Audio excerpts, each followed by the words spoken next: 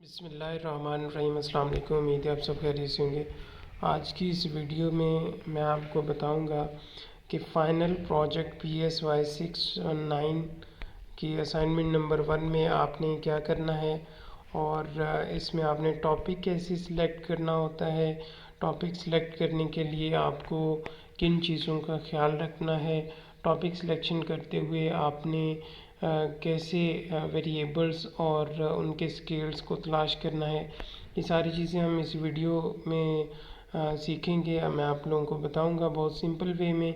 आप लोगों के साथ कुछ ऐसे ट्रिक्स एंड टिप्स बताऊंगा जो कि आप इजीली अपना जो टॉपिक है उसको सिलेक्ट कर सकते हैं। तो सबसे पहले हम अगर आप चैनल पे नए हैं तो जल्दी से चैनल को सब्सक्राइब कर लें और इस वीडियो को लाइक कर लें। चलिए चलते हैं। सबसे पहले अपने अनाउंसमेंट्स के अंदर देखना है।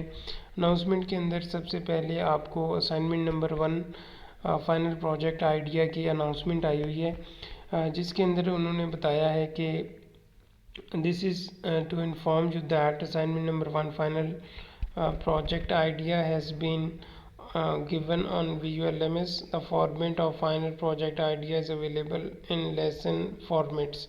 तो लेसन फॉर्मेट्स के अंदर आइडिया का जो फॉर्मेट है वो दिया गया है, उसके अकॉर्डिंग आपने ये असाइनमेंट सबमिट करवानी है। You must submit your final project idea by uploading it against assignment number 1 on VULMS before date 13 April 2024।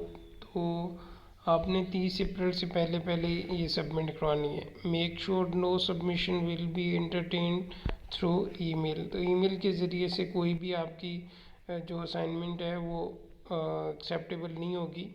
तो आप लोगों ने असाइनमेंट 30 अप्रैल से पहले पहले सबमिट करवानी है असाइनमेंट नंबर 1 के against. It is required to submit the final project idea, not only the topic, according to the specified format. ये फॉर्मेट है प्रॉपर, उसके अगेंस्ट आपने सबमिट करवाना है। जस्ट आपने ऐसे ही टॉपिक का नेम नहीं लिख देना। Late submission will not be entertained. You are strictly advised to handouts of course STA 630 research methods and STA 609 qualitative research methods. Copied work will be rejected, completely rejected without any consideration, and shall be strictly dealt as per clause 1 of zero tolerance policy given below.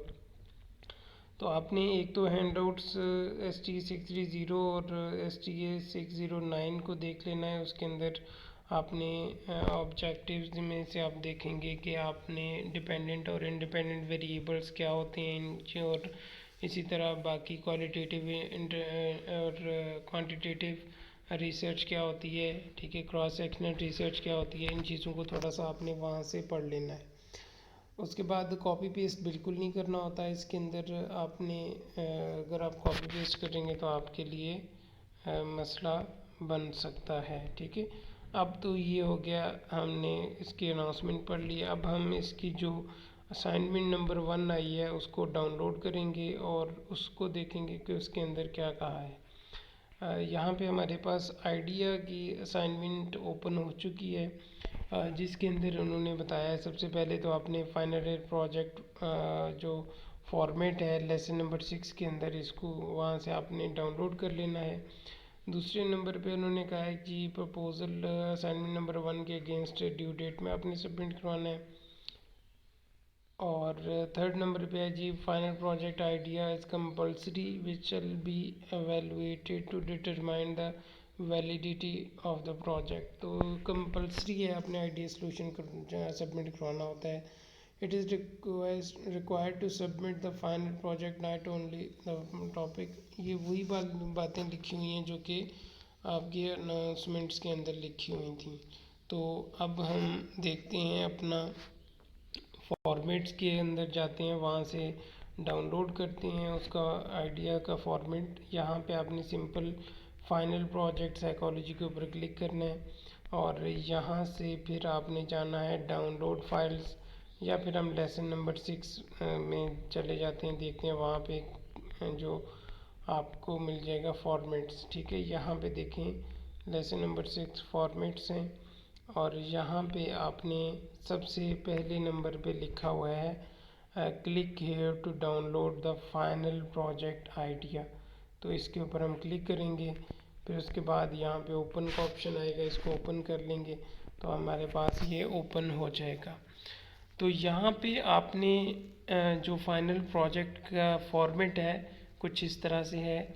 आपने सबसे पहले ऊपर topic, फिर उसके variables, objectives, hypothesis, samples कितने होंगे, data collection tools, और नीचे फिर सैम्पलिंग टेक्निक्स और स्टैटिस्टिकल एनालिसिस आपने बताने हैं। सबसे पहले हम देखते हैं कि टॉपिक। अभी आपने जो बातें मैं आपको बताऊंगा बड़ी गौर से और ध्यान से सुननी है, क्योंकि टॉपिक जो आपने चूज़ करना होता है वो सबसे मुश्किल होता है। मैं मुश्किल इसलिए कह रहा हूँ क्योंकि इसी टॉपिक के अगेंस्ट आपने पूरा सेमेस्टर वर्किंग करनी है। जो टॉपिक, जो चीज़ आपने अभी चूज़ करनी है वही थ्रू आउट सेमेस्टर आपकी चलनी है। अगर आप टॉपिक कुछ इस तरह का चूज़ करते हैं जो कि आपके लिए इजी है, डाटा कलेक्शन करना, दूसरी चीज़ों को लेके चलना, तो वो आपके लिए इजी रहेगा। अगर आप कोई ऐसा टॉपिक चूज़ कर लेते हैं जिसका आपके पास स्किल नहीं होता तो फिर आपके लिए मसला हो जाएगा। अच्छा, सबसे पहला काम करना है आपने कि जो भी टॉपिक आपने चूज़ करना है उसके स्केल वेरिएबल्स आपने लाजमी आइडेंटिफाई करने हैं। स्केल क्या होते हैं? जो क्वेश्चनर आपने जनरेट करना होता है, जो कि डाटा कलेक्शन के लिए आपने एक स्केल होता है जिसमें क्वेश्चन लिखे होते हैं, उसको हम स्केल कहते हैं। और जो वेरिएबल्स होते हैं हमारे, इनके अगेंस्ट आपने स्केल ढूंढना होता है। जैसा कि यहाँ पे उन्होंने टॉपिक बताया कि perceived job stress and psychological wellbeing among college teachers. तो यहाँ पे परसीव जॉब स्ट्रेस जो है ना, ये एक वेरिएबल है और दूसरा वेरिएबल है साइकोलॉजिकल वेलबीइंग।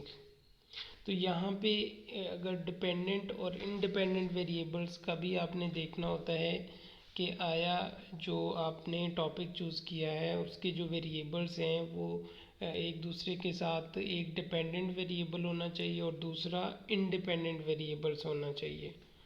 अब यहाँ पे अगर देखें कि अगर जॉब स्ट्रेस उनका ज़्यादा है तो उनका साइकोलॉजिकल वेलबीइंग डाउन होगा, और अगर जॉब स्ट्रेस कम है तो उनकी साइकोलॉजिकल वेलबीइंग ज़्यादा है। तो इट्स मीन कि जो आपका परसीव जॉब स्ट्रेस है वो इंडिपेंडेंट वेरिएबल है और साइकोलॉजिकल वेलबीइंग जो है वो डिपेंडेंट वेरिएबल है, जॉब स्ट्रेस के ऊपर डिपेंड कर रहा है। ठीक है, तो आपने जो भी टॉपिक चूज़ करना है उसमें आपने देखना है कि आपके वेरिएबल्स में से डिपेंडेंट और इंडिपेंडेंट वेरिएबल्स कौन से हैं। मज़ीद आप देखें साइकोलॉजी के पॉइंट ऑफ व्यू से आपने टॉपिक चूज़ करना है। इसके 127 टॉपिक्स आपको टॉपिक डाउनलोड फाइल में से आप जाएं, वहाँ पे टॉपिक्स की एक फ़ाइल है, उसको डाउनलोड करें, उसके अंदर आपको टॉपिक्स मिल जाएंगे। अब सवाल ये पैदा होता है कि आपने वेरिएबल्स ढूंढ लिए, आपने फाइनल कर लिया, टॉपिक की स्टेटमेंट बना ली। ये स्टेटमेंट आपने खुद ही बनानी है। ठीक है, परसीव जॉब स्ट्रेस अमंग आप कॉलेज टीचर्स करते हैं या फिर आप स्कूल टीचर्स करते हैं या किसी के सीमेंट कंपनी का करते हैं या फिर आप किसी ऑर्गेनाइजेशन का करते हैं, बट ये है कि ये स्टेटमेंट आपने खुद बनानी है। ठीक है, और इसको एज इट इज़ ये वाला भी सबमिट नहीं करवाना, आपने अपना अकॉर्डिंग देखना है, जो आप जिसमें ज़्यादा इंटरेस्ट आपका है आपने उसके अकॉर्डिंग देखना है। और स्केल जो आपने ढूंढने हैं ना, आपने यहाँ से सिंपल इसको करना है कॉपी। ठीक है, कॉपी करने के बाद आपने गूगल पे चले जाना है, गूगल क्रोम में, और इसके आगे आपने लिखना है फ्री स्केल फॉर रिसर्च। ठीक है, perceive job stress scale for research. तो आपको आगे जो है ना डिफरेंट स्केल मिल जाएंगे, आपने उनको डाउनलोड कर लेना है अपने इंस्ट्रक्टर्स को पहले वो स्केल चेक करवा देने स्काइप के ऊपर, इनको इनकी पिक्चर सेंड करें, उनको बताएं कि ये मेरे स्केल हैं, आया ये सही हैं या नहीं है, तो वो अप्रूव कर देंगे। तो उसके बाद फिर फर्दर आपने काम स्टार्ट करना है। इसी तरह आपने दूसरे वेरिएबल्स के स्केल ढूंढने के लिए भी गूगल क्रोम का सहारा लेना है, ठीक है। वहाँ से जो आपको स्केल मिलेंगे उसके आपने प्रॉपरली आथर्स का नेम देख लेना है, कब डेवलप हुआ है वो चीज़ आपने लाजमी देख लेनी है, ताकि आपके लिए बाद में मसला ना बने, क्योंकि आपने फिर उनके इंस्ट्रक्टर्स को ईमेल भी करना होता है और उनसे परमिशन भी लेनी होती है। कुछ पे परमिशन के वाले स्केल्स होते हैं, यानी कि उसमें आथर्स की परमिशन रिक्वायर्ड होती है। कुछ फ्री वाले होते हैं कि उसके लिए आथर्स की परमिशन लेना ज़रूरी नहीं है। जिसमें आथर की परमिशन लेना ज़रूरी नहीं है, आपने वही वाला स्क्रीनशॉट अपने जो है ना उसके अंदर फाइनल फाइल के अंदर ऐड कर देने कि ये वाले जो स्केल थे वो ये परमिशन के बगैर थे। अच्छा, उसके बाद फिर आपने जो रिसर्च है उसके ऑब्जेक्टिव्स बताने हैं। ऑब्जेक्टिव्स क्या होंगे आपके? To describe the association between perceived job stress and psychological wellbeing among college teachers, to find the gender differences in perceived job stress, to find the gender differences in psychological well-being। तो यहाँ पे mail और female gender के difference भी objectives में शामिल है।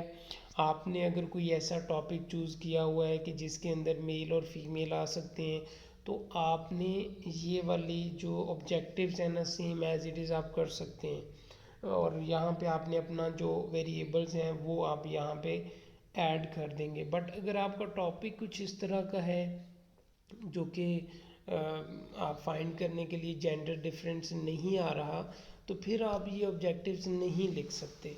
तो आपने वो वाले ऑब्जेक्टिव्स लिखने हैं जो आप फाइंड करना चाह रहे हैं, ना कि आपने सेम एज इट इज़ यहाँ से कॉपी पेस्ट कर लेना है, ठीक है। उसके बाद आपने हाइपोथेसिस बनानी है कि आया there is an association between perceived job stress and psychological wellbeing among college teachers. Male college teacher will differ from female college teachers in terms of perceived job stress. इसी तरह आपने मेल जॉब टीचर्स कर देना है psychological wellbeing के against. तो ये hypothesis जो ऑब्जेक्टिव्स आपने बनाए हुए हैं उसके रिलेटेड ही आपके हाइपोथेसिस होना चाहिए, कि जिस तरह से आप ये देखें कि इनका रिलेशनशिप है college teachers among stress and psychological wellbeing. इसी तरह उनका जो डिफर आप देख रहे हैं फीमेल कॉलेज टीचर को परसीव जॉब स्ट्रेस के अंदर, इसी तरह मेल को भी आप देख रहे हैं साइकोलॉजिकल वेलबींग के अगेंस्ट। तो ये डिफरेंट भी आपने देखना है, तो इसके हाइपोथेसिस में आपने लिखना है जो भी आप फाइंड करना चाह रहे हैं। इसके नीचे आपने सैम्पल्स लेने हैं। सैम्पल का मतलब ये होता है कि आपने जो क्वेश्चनर्स होते हैं ना, वो गूगल फॉर्म से हम डाटा कलेक्ट करते हैं, क्वेश्चनर जनरेट करके ना लोगों को लिंक सेंड करते हैं, फिर वो लोग उसके ऊपर जाके एक एक क्वेश्चन के ऊपर अपना पॉइंट ऑफ व्यू देते हैं, और उसके बाद आप उसको शीट के अंदर लेके एसपीएसएस में उसका रिज़ल्ट फाइंड करते हैं। तो ये टोटल कितने हमें इसके चाहिए होंगे सैम्पल्स, ये आपने लिखना है। यहाँ पे देखें 100 male college teachers and 100 female. आप इसको देख लें कि 60 तक भी कर सकते हैं, यानी कि 60 और 60 120 और 50। आप अपने इंस्ट्रक्टर से कंसल्ट कर लीजिएगा कि आप कितने सैम्पल्स ले सकते हैं। 50-50 कर लें तब भी मतलब ठीक है, 100 तक होने चाहिए कम से कम। जब हमने रिसर्च की थी उस टाइम तो 100 तक थे। अब भी इन्होंने सैंपल के अंदर 200 कर दिए, तो आप अपने इंस्ट्रक्टर से ज़रूर कंसल्ट कर लीजिएगा कि आया आप 50-50 ले सकते हैं या नहीं। Specify age range of your sample. आपने अपने जो भी सैंपल लेना है उसमें आपने रेंज बतानी है कि 20 से 25 तक होने चाहिए। मेल फीमेल दोनों की रेंज जो होनी चाहिए ना डाटा कलेक्शन की, वो 20 से 25 होनी चाहिए, या आप 25 से 30 लेना चाह रहे हैं, जो आपने रखनी है वो आप यहाँ पे लिखेंगे। Specify work experience in number of years, कि उन टीचर्स का एक्सपीरियंस कितना है। आया वो 5 साल है, 5 से 7 साल होना चाहिए, कितना होना चाहिए, जो डाटा कलेक्शन आपने करनी है उसके अकॉर्डिंग आपने यहाँ पे लिखना है। स्पेसिफाई नेचर ऑफ इंस्टीट्यूट्स, कौन से टीचर्स का आप सैंपल लेना चाह रहे हैं, प्राइवेट स्कूल टीचर्स का या फिर गवर्नमेंट स्कूल टीचर्स का। तो आपने एक ही बताना है, या गवर्नमेंट का करना है या प्राइवेट का करना है। तो इसी के अकॉर्डिंग आप जो भी टॉपिक रखेंगे उसके रिलेटेड ही आपने यहाँ पे लिखना है। एनी अदर इम्पोर्टेंट डेमोग्राफिक, अगर आपके ज़हन में कोई और डेमोग्राफिक इंफॉर्मेशन आपके ज़हन में आ रही है तो आप वो भी इसके अंदर ऐड कर सकती हैं। अब यहाँ पे आता है डाटा कलेक्शन तो हो गई आपकी, ठीक है। उसके लिए आपने जो स्केल ढूंढे थे वही आपने सिंपल यहाँ पे उनकी जो है ना डिटेल लिखनी है कि परसीव्ड वाला जो आपने स्केल था उसको किसने डेवलप किया था, इसकी डिटेल आप यहाँ पे लिख देंगे। टूल में आ जाएगा कि ये वाले आपने दोनों के स्केल यूज़ किया। अभी यहाँ पे अगर किसी को परसीव स्ट्रेस का स्केल चाहिए तो सिंपली यहाँ पे देखिए उन्होंने नाम भी बताया हुआ, आप इसी को यहाँ से कॉपी करके गूगल से कर सकते हैं। बट ये वाला सेम एज इट इज़ आपका एक्सेप्ट नहीं होना आइडिया, क्योंकि ये तो इंस्ट्रक्टर्स ने बना के दिया हुआ है as a sample. Paste all data collection tools below this table, यहाँ पे आपने वो स्केल है ना वो भी आपने यहाँ पे टेबल यहाँ पे पेस्ट करनी है। सैम्पलिंग टेक्निक कौन सी होगी, पर्पसिव सैम्पलिंग टेक्निक्स है, और उसके बाद स्टैटिस्टिकल एनालिसिस है, Pearson product moment correlation to find out the relationship. हम इसमें से स्टैटिस्टिकली एनालिसिस करेंगे कि इनका आपस में रिलेशनशिप किस तरह का है, यानी कि फीमेल टीचर्स और मेल टीचर्स का अकॉर्डिंग टू परसीव स्ट्रेस और जॉब स्ट्रेस, और उसके बाद साइकोलॉजिकल वेलबीइंग, इनका आपस में रिलेशनशिप किस तरह का है। एक तो हम ये स्टैटिस्टिकल एनालिसिस से फाइंड आउट करेंगे। दूसरे नंबर पे हम देखेंगे कि independent sample t test to find out the gender differences.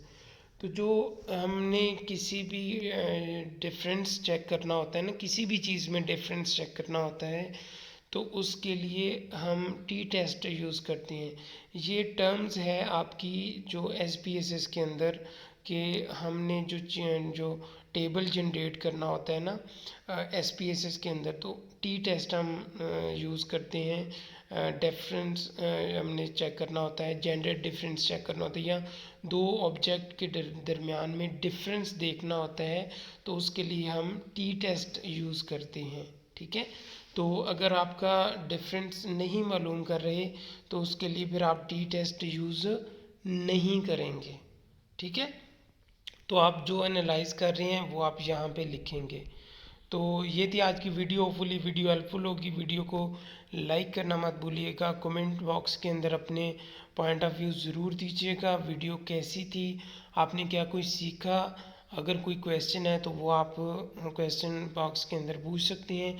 इसके अलावा अगर आपको पेड सर्विस चाहिए तो हमारे पास लिमिटेड स्लॉट्स हैं, ऑलरेडी बुकिंग हो चुकी है। अगर फिर भी आपको कोई क्वायरीज हैं तो आप मुझसे व्हाट्सएप पे कांटेक्ट कर सकते हैं। अपना और अपने पैरों को बहुत से ख्याल रखिएगा, मुझे अपनी दुआ में याद रखिएगा। मिलते हैं नेक्स्ट वीडियो में, इजाज़त दीजिए, अल्लाह हाफिज़।